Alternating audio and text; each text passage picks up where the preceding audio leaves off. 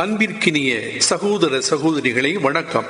நீங்கள் கேட்கவிருப்பது divine wisdom ministries வழங்கும் இன்றைய இறைவார்த்தையும் மறையுரையும். 2025 நவம்பர் மாதம் 25ஆம் தேதி, பொதுக்காலம் 34ஆம் வாரம், செவ்வாய்க்கிழமை. முதல் வாசகம். விண்ணக கடவுள் ஓர் அரசை நிறுவுவார், அது என்றுமே அழியாது. இறைவாக்கினர் தானியேல் நூலிலிருந்து வாசகம். அதிகாரம் 2, இறைவசனங்கள் 31 முதல் 45 முடிய. அந்நாள்களில் தானியேல் அரசனுக்கு சொன்ன மறுமொழி: அரசரே, நீர் பெரிய சிலை ஒன்றைக் கண்டீர். உம் கண் எதிரே நின்ற அம்மாபெரும் சிலை பளபளக்கும் ஒளிமிக்கதாயும் அச்சுறுத்தும் தோற்றமுடையதாயும் இருந்தது. அச்சிலையின் தலை பசும் பொன்னால் ஆனது. அதன் மார்பும் புயங்களும் வெள்ளியால் ஆனவை. வயிறும் தொடைகளும் வெண்கலத்தால் ஆனவை. அதன் கால்கள் இரும்பினால் ஆனவை. அதன் காலடிகள் ஒரு பகுதி இரும்பினாலும் மறுபகுதி களிமண்ணாலும் ஆனவை. நீர் அச்சிலையை பார்த்து கொண்டிருந்த பொழுது மனித கைப்படாத கல் ஒன்று பெயர்ந்து உருண்டு வந்தது. அந்த கல் இரும்பினாலும் களிமண்ணாலுமான அதன் காலடிகளில் வந்து மோதி அவற்றை நொறுக்கியது.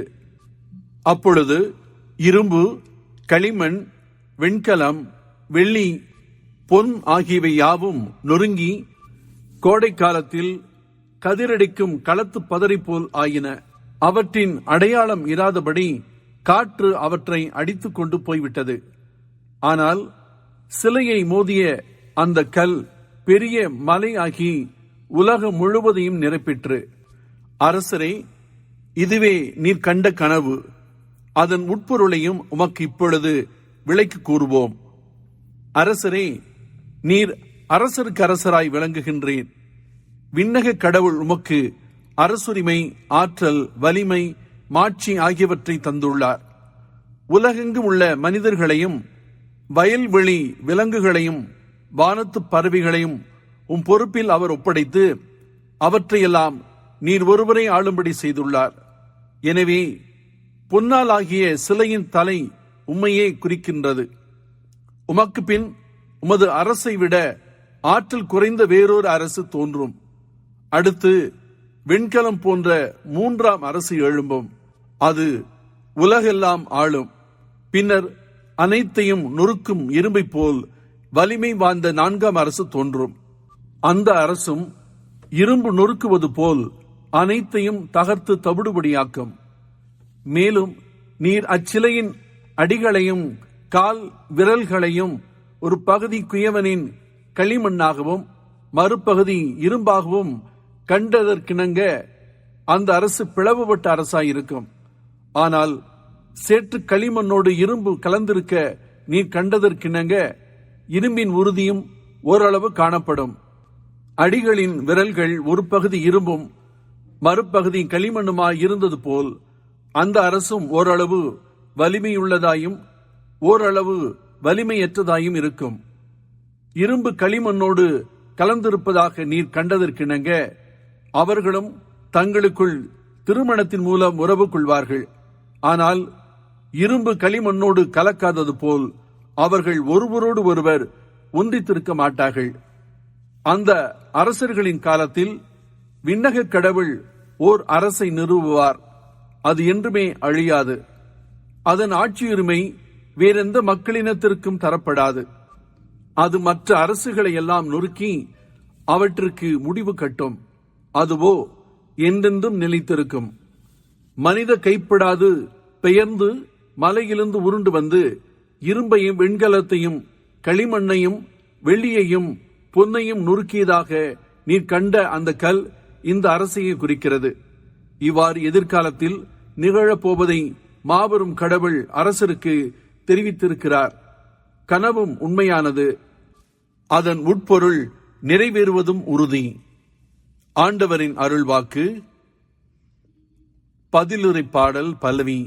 என்றென்றும் அவரை புகழ்ந்து பாடி ஏற்றி போற்றுங்கள். ஆண்டவரின் அனைத்து செயல்களே, நீங்கள் எல்லாம் ஆண்டவரை வாழ்த்துங்கள். பல்லவி. என்றென்றும் அவரை புகழ்ந்து பாடி ஏத்தி போற்றுங்கள். வானங்களே, ஆண்டவரை வாழ்த்துங்கள்.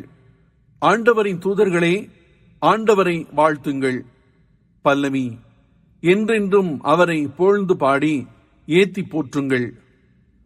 வானத்திற்கு மேல் உள்ள நீர்த்திரளே, ஆண்டவரை வாழ்த்து. ஆண்டவரின் ஆற்றல்களே, நீங்கள் எல்லாம் ஆண்டவரை வாழ்த்துங்கள். பல்லவி. என்றென்றும் அவரை புகழ்ந்து பாடி ஏத்தி போற்றுங்கள். நற்செய்திக்கு முன் வாழ்த்தொலி. அல்லேலூயா, அல்லேலூயா. இறக்கும் வரை நம்பிக்கையோடு இரு, அவ்வாறாயின் வாழ்வை உனக்கு முடியாக சூட்டுவேன் என்கிறார் ஆண்டவர். அல்லேலூயா. நற்செய்தி வாசகம். கோவிலின் கற்கள் ஒன்றின் மேல் ஒன்று இராதபடி இடிக்கப்படும். ஆண்டவர் உங்களோடு இருப்பாராக. லூக்கா எழுதிய தூய நற்செய்தியிலிருந்து வாசகம். அதிகாரம் 21, இறைவசனங்கள் 5 முதல் 11 முடிய. அக்காலத்தில் கோவிலை பற்றி சிலர் பேசிக் கொண்டிருந்தனர். கவின்மிகு கற்களாலும் நேற்றை பொருள்களாலும் கோவில் அழகுபடுத்தப்பட்டிருக்கிறது என்று சிலர் பேசிக் கொண்டிருந்தனர். இயேசு, இவற்றையெல்லாம் பார்க்கிறீர்கள் அல்லவா? ஒரு காலம் வரும், அப்போது கற்கள் ஒன்றின் மேல் ஒன்று இராதபடி இவையெல்லாம் இடிக்கப்படும் என்றார். அவர்கள் இயேசுவிடம், போதகரே, நீர் கூறியவை எப்போது நிகழும்? இவை நிகழப்போகும் காலத்திற்கான அறிகுறி என்ன என்று கேட்டார்கள். அதற்கு அவர், நீங்கள் ஏமாறாதவாறு பார்த்துக் கொள்ளுங்கள். ஏனெனில் பலர் என் பெயரை வைத்துக் கொண்டு வந்து, நானே அவர் என்றும் காலம் நெருங்கி வந்து விட்டது என்றும் கூறுவார்கள். அவர்கள் பின்னே போகாதீர்கள். ஆனால் போர் முழக்கங்களையும் குழப்பங்களையும் பற்றி கேள்விப்படும் போது திகிலுறாதீர்கள். ஏனெனில் இவை முதலில் நிகழத்தான் வேண்டும், ஆனால் உடனே முடிவு வராது என்றார். மேலும் அவர் அவர்களிடம் தொடர்ந்து கூறியது, நாட்டை எதிர்த்து நாடும், அரசை எதிர்த்து அரசும் எழும். பெரிய நிலநடுக்கங்களும் பல இடங்களில் பஞ்சமும் கொள்ளை நோயும் ஏற்படும். அச்சுறுத்தக்கூடிய பெரிய அடையாளங்களும் வானில் தோன்றும் என்றார். இது வாழ்வு தரும் கிறிஸ்துவின் நற்செய்தி.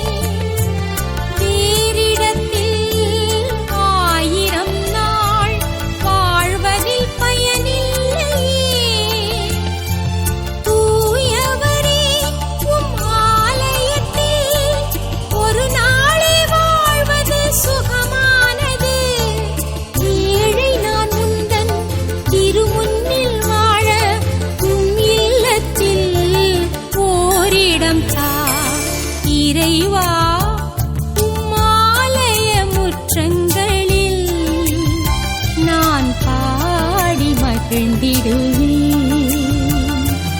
இறைவா உம்மாலய முற்றங்களில் நான் பாடி மகிழ்ந்திடுவேன். என் உள்ளமும் என் உடலும் என்றும் உள்ள இறைவனை பாடுகின்றது. இறைவா உம்மாலய முற்றங்களில் நான் பாடி மகிழ்ந்திடுவேன்.